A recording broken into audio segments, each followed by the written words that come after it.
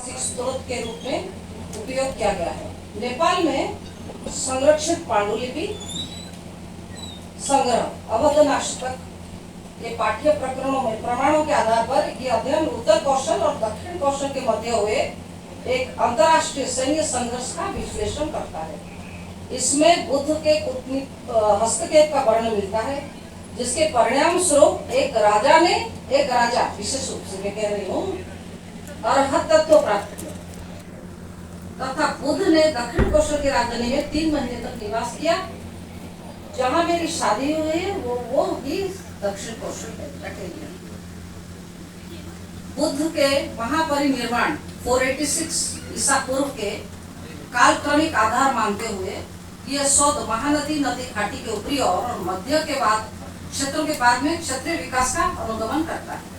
अंततः यह अध्ययन पाणिनि की अष्टाध्यायी में उल्लिखित तैतरी जनपद के उद्भव को प्रमाण स्वरूप प्रस्तुत करते हुए इन प्रशासनिक परिवर्तनों की पुष्टि करता है। ये एक शोध पत्र है जो मेरे हस्बैंड बहुत बड़े आर्कियोलॉजिस्ट रहे हैं, राजा डॉक्टर जीतामित्र शास्त्री मित्र। उन्होंने ये प्रमाणित किया था कि भगवान बुद्ध दक्षिण कौशल आते हुए 3 दिन हमारे इधर ही क्षेत्र में निवास किए।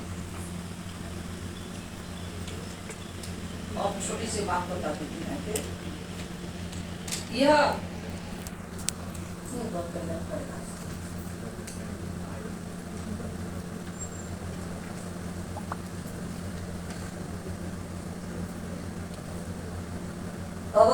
अवधनाष्टक में वर्णित है, जो नेपाल में पांडुलिपि है, वर्णित उत्तर और दक्षिण कौशल के संघर्ष जैसी घटनाओं को ग्रहण कर उनकी तुलना पाली निकायों और जातक कथाओं का सम्मान परंपराओं से की जाती है, जिससे राजनीतिक तनावों की ऐतिहासिकता की पुष्टि हो सके। साहित्यिक घटनाओं को ऐतिहासिक समय से जोड़ने हेतु बुद्ध के महापरिनिर्वाण 486 ईसा पूर्व को आधार तिथि के रूप में स्वीकार किया गया है, जिससे घटनाओं का विश्वसनीयता काल निर्धारण संभव हो सके।